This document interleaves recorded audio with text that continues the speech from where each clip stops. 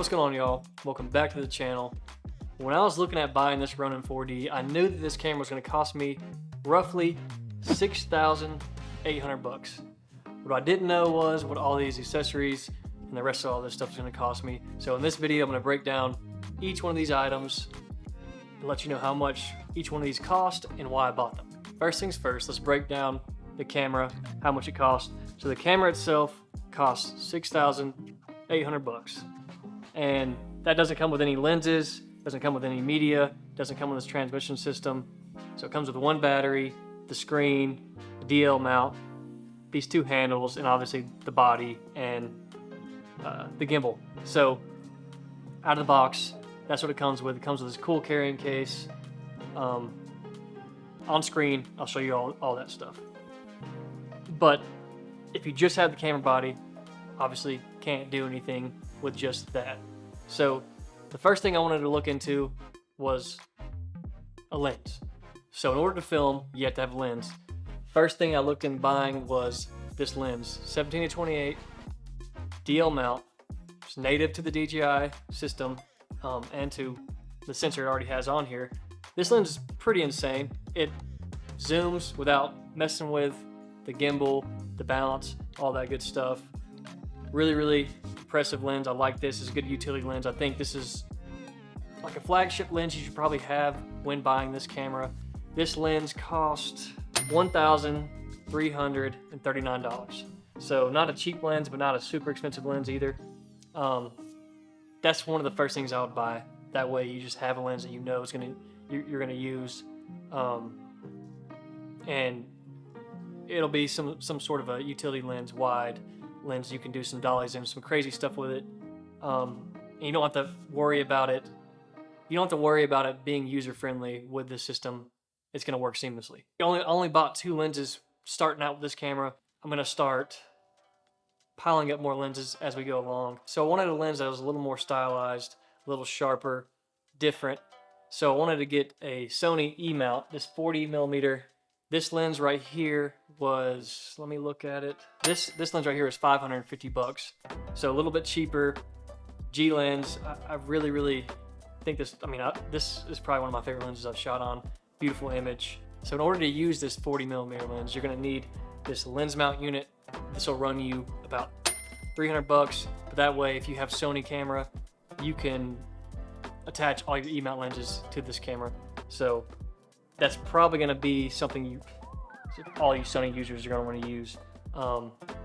And now I can buy any E-mount lens that I want and attach it to this camera.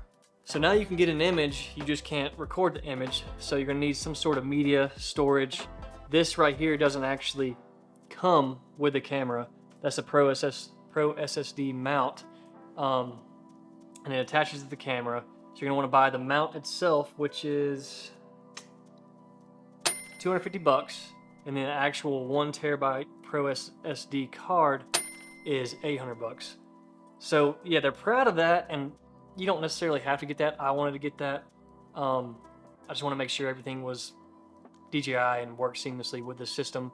So I went ahead and bit the bullet, bought that. So far, I really like that Pro SSD card. It works really well. But yeah, that's going to run you over $1,000 just to get that, which is kind of annoying, but it is what it is. And then from there, you have one battery. You're going to want to buy more than one battery. You probably want to buy 2 or 3. The batteries will run you 180 bucks.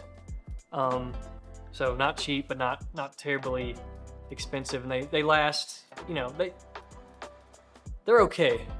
They're okay. If you're really pushing it, they'll last you what, 2 hours, Wells? You think?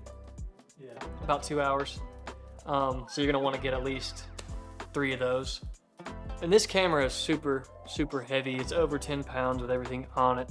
And you're gonna want to put it down a lot. So one of the things I bought was this Kwik Stand. Just makes it a lot easier to just set down, a lot safer.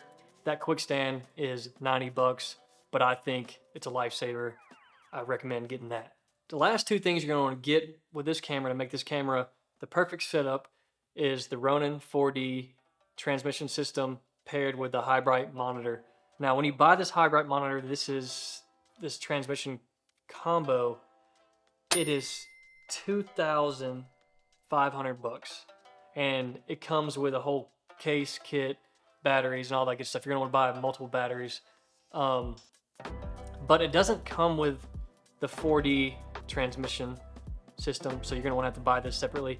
This is gonna cost you. This transmitter is gonna cost you $400. You don't necessarily need this, but I think for the client experience, and if you're gonna have a larger crew that's gonna help you pull focus and all that good stuff, you're gonna want to get this combo. I mean, that's a big reason why I got this camera. I wouldn't have got this camera without this combo. So it's kind of annoying how it doesn't just already transmit to this, but you have to buy this separately, which I didn't know. It's only $400, so it's not too crazy, but it's still somewhat annoying. So in total, everything cost me $13,209 for all this stuff. And you know, when I first looked into it, I was like, oh yeah, I could probably swing $7,000. Like, that's not too bad for all this stuff.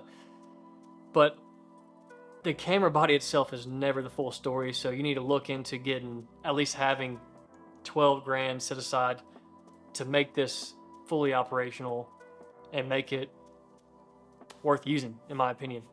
So to get everything we actually want for this camera, it's gonna probably push us closer to 20 grand, but your camera and your whole system, it's an investment. So I wouldn't look at it as like, oh, that's $20 down, or $20,000 down the drain, or $10,000 down the drain. I would look at it as an investment.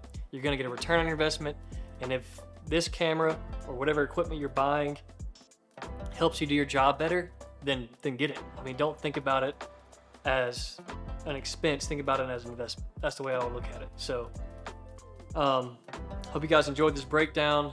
Hopefully it helped. If you have any questions, leave a comment, sub, and we can give you a little more. We can give you some more breakdowns on this camera. So far, we're loving it.